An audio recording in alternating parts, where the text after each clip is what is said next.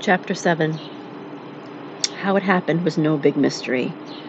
Like all students, Beatrice the bear lived in the vicinity of her school bus stop. Roy likely had ridden right past her front door, and when Beatrice had spotted him, she'd simply tailed him to the golf course. "That's my bike," he said to her. "Yeah, it is. Can I have it back?" "Maybe later," she said. "Hop on." "What?" "The handlebars, you dork." "Get on the handlebars.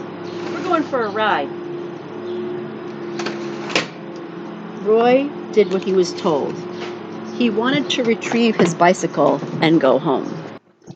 2 years of pushing up and down high hills in Montana's thin air had made Roy a powerful rider, but Beatrice's leap was stronger. Even through deep puddles, she pedaled swiftly and effortlessly, as if Roy were weightless. Perched uncomfortably on the handlebars, he clutched the sodden cardboard box. "Where are we going?" he shouted. "Hush up," Beatrice said.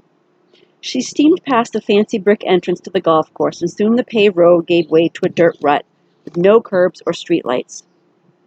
Roy braced himself as the bike jounced through muddy potholes.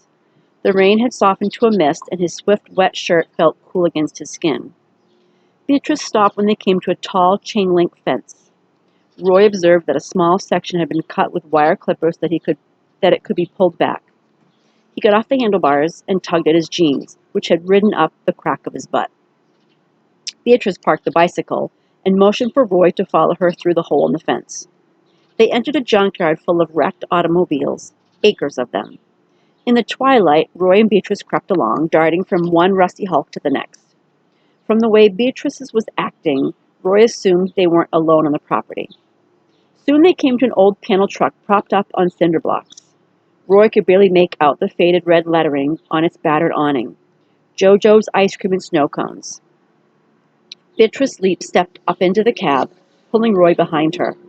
She led him through a narrow doorway into the back, which was cluttered with crates, boxes, and heaps of clothes. Roy noticed a sleeping bag rolled up in a corner. When Beatrice closed the door, they were in total darkness. Roy couldn't see his own fingers in front of his face. He heard Beatrice's voice. "Let me have your box." "No," Roy said. "Eberhard, aren't you fond of your front teeth?" "I'm not afraid of you," Roy lied.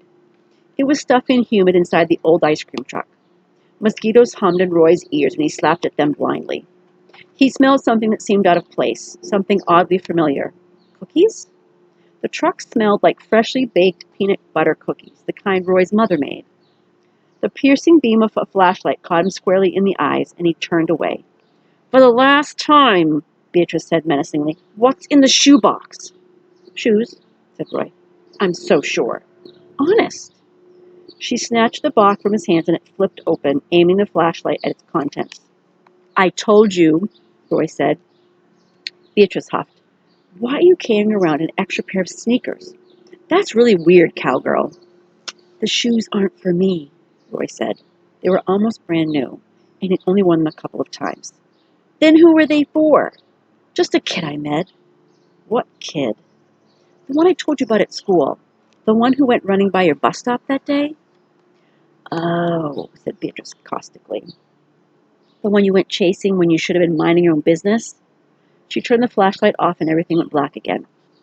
"Well, I finally met him. Sort of," Roy said. "You don't give up, do you? Look, the kid needs shoes. He could step on a broken glass or rusty nails or even a cottonmouth.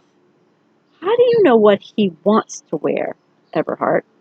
Maybe he can run faster without them." Roy wasn't sure what Beatrice Leap's problem was, but he knew he was seriously late for dinner and his parents were probably frantic. He planned to make a break as soon as Beatrice turned on the flashlight again. If he could somehow beat her to the bicycle, he might be able to get away. "Whatever," Roy said. "If he doesn't want the shoes, I'll keep them myself. If he does, well, they ought to fit him. He looked about as tall as me." From the darkness, only silence. "Beatrice, if you're going to beat me up, could you please hurry up and get it over with? My mom and dad are probably calling the National Guard right now." More heavy silence. "Beatrice, you awake?" "Eberhard, why do you care about this kid?" It was a good question, and Roy wasn't certain he could put the answer into words.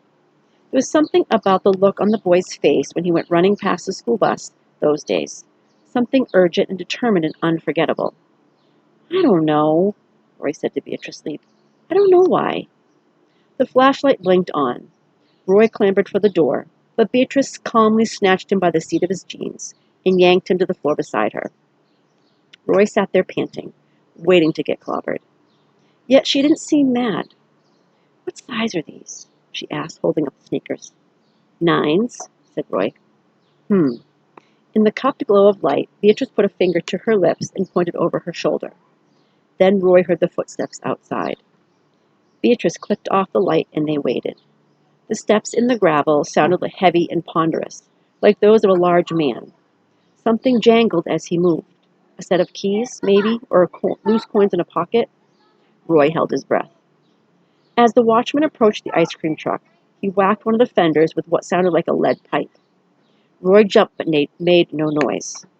Luckily, the man kept walking. Every so often, he'd bang the pipe loudly on another junker, as if he were trying to scare something out of the shadows. After the man was gone, Beatrice whispered, Rent-a-car. What are we doing here? Roy asked weakly. In the darkness of the compartment, he could hear Beatrice the bear standing up. Tell you what I'm going to do, cowgirl, she said. I'll make your little deal. Go on, said Roy. I'll see that the barefoot kids get those shoes, but only if you promise to leave him alone. No more spying. So you do know him! Beatrice hoisted Roy to his feet. Yeah, I know him, she said. He's my brother.